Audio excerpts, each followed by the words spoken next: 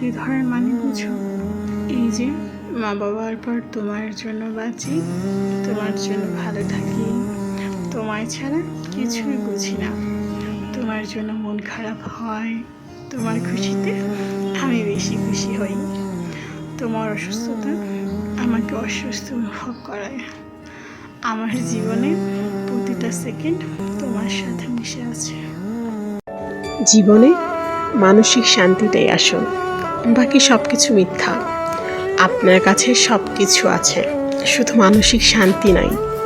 আমার মতে আপনার কাছে কিচ্ছু নাই, নাথিং।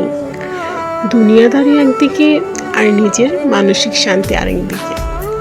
নিজের মনের শান্তিটাকে খুঁজুন, বিশ্বাস করুন, মনের শান্তির উপরে কিচ্ছু নাই, কিচ্ছু না।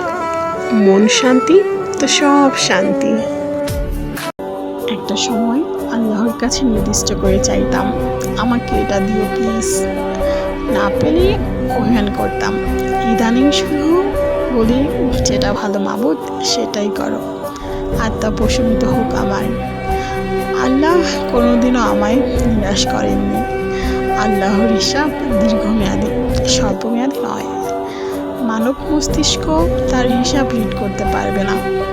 তার উপর সব ছেড়ে দিয়ে পথ চলায় একটা অন্যরকম প্রশান্তি আছে। চুপ থাকার মধ্যে একটা চমৎকার ব্যাপার আছে। ব্যথা থাকলেও প্রকাশ করা হয় না, দুঃখ থাকলেও বুঝতে দেওয়া হয় না। ভিতরটা পুরো ছাই হয়ে গেলে কেউ টেরই পায় না। আসলে এই তিক্ত অনুভূতি প্রচণ্ড রকমের অদ্ভুত। আমি নিজেই নিজেকে বুঝি না। মাঝে মাঝে খুব ছোট ছোট কিছু জিনিস নিয়ে এত ভাবি, এত দুশ্চিন্তা করি, যার জন্য ভালো সময়ও বিনা কারণে হুট করে মুডে 12টা বেজে যায়। মনটা প্রচণ্ড আনস্টেবল, তাই হঠাৎ এভাবেই মন খারাপ হয়ে যায়, আর পুরোটা দিন নষ্ট হয়ে যায়। কোনো কিছুই ভালো লাগে না। আর তখন নিজেকে এত বিধ্বস্ত লাগে যে আল্লাহর সামনে কি বলবো সেটা বুঝি না। অথচ কত চাওয়া, কত নালিশ বাকি, কই থেকে শুরু করব বুঝে উঠি না। অন্তরে থাকলেও মুখে আসে না, খালি চোখের পানিটাই আসে। বলতে গেলে বোবা হয়ে যায়, পাথর হয়ে যায়। মনের খবর তো তিনিই জানেন। এমন বিধ্বস্ত মনের সব কবুল করে নিক আল্লাহ। না বলা প্রতিটা চাওয়া মন দেখে বুঝে নিক আল্লাহ। ভাঙতে ভাঙতে গুলিয়ে যাচ্ছে। মন মেজাজ ভালো না থাকলে দুনিয়ার কিছুই ভালো লাগে না।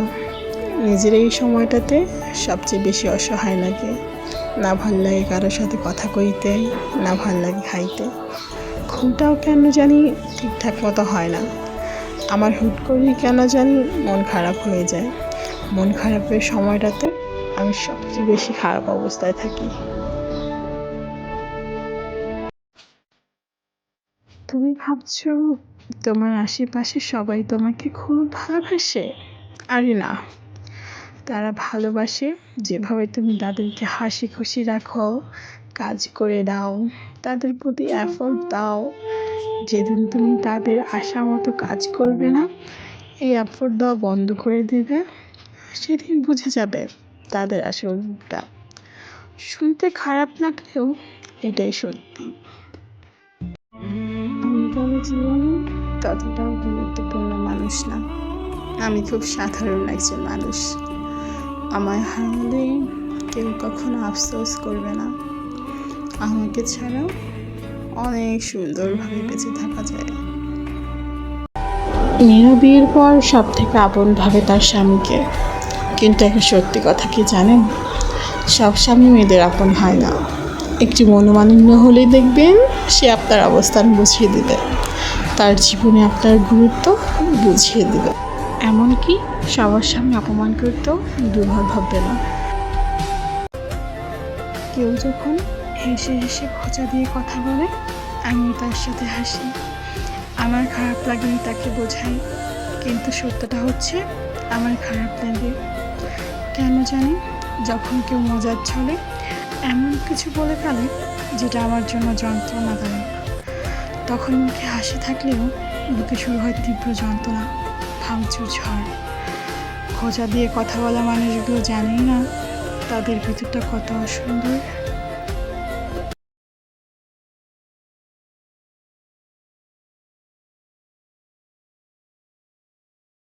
নারী মানেই এক রহস্যময় চরিত্র।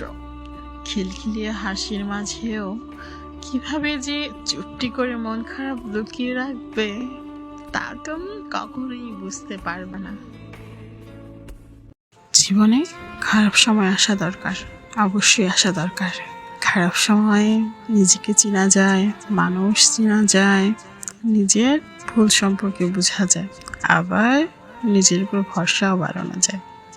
সব খারাপ সময় খুব একটা খারাপও না। দিন শেষে আমার কিছু না বলা কথা রয়ে যায় যা আমি কাউকে বলতে পারি না। কিছু একান্ত দুঃখ রয়ে যায় যা নিঝুম রাতে দীর্ঘশ্বাসের সাথে ভাগ করে নিতে হয়। কে পাশে থাকলো আর কে পাশে থাকলো না সেসব নিয়ে ভেবো না, নিজেকে গুরুত্ব দাও। কিছু মুখ ও মুখোশকে চিনতে শিখো। তোমার জীবনে যে জিনিসগুলো তোমাকে মানসিকভাবে কষ্ট দেয় আস্তে আস্তে সেগুলো গুরুত্ব কমিয়ে দাও। ব্যাস নিজের মতো শান্তিতে থাকো, আনন্দ নিয়ে বাঁচো। জীবনে ভালো থেকে সিক্রেট কি জানেন? কারো কথা গায়ে লাগানো যাবে না। বেলার শেষে চোখ বুজে ভাববেন আমি আমার মতো, আমি কারোর মতো না, আমি এমনিতেই অনন্য। আমি যেমন, যারা আমাকে তেমনভাবে গ্রহণ করতে পারবে তারাই আমার নিজের মানুষ, আমার কাছের মানুষ। শেষবারের মতো আমি নিয়মতার মায়ায় পড়ে গেলাম। সব অভিমান অভিযোগ ভুলে নিজেকে নিয়ে বাঁচতে চাইলাম। আজকাল আর কার কথা তেমন গায়ে মাখা হয় না, কেউ বকলেও কিছু বলতে ইচ্ছে করে না। বেঁচে থাকতে হয় তাই বেঁচে আছি। কিছু কিছু মানুষকে অনেক বলতে ইচ্ছে করে, আপনাদের দেওয়া কষ্ট আমার রুহু অবধি কেঁপে গেছে। সবসময় স্ট্রং থাকা যায় না, ভেতরে চাপা আর্তনাদ লুকিয়ে রাখা যায় না। জমে থাকা ব্যথাগুলো হুট করে বলে ওঠে আমি আর পারছি না। মানুষে কিনলে যে মানুষের ঠকায়, সেটা ভালোবাসাই হোক কিংবা টাকা পয়সায় হোক, কেমনি যে ঠকায়। আমার তো কারোর সাথে একটু শক্ত করে কথা কইলেই বুকটা কেঁপে ওঠে। আরেকটা মানুষের ঠকাইয়া শান্তিতে ঘুমায় কেমনে?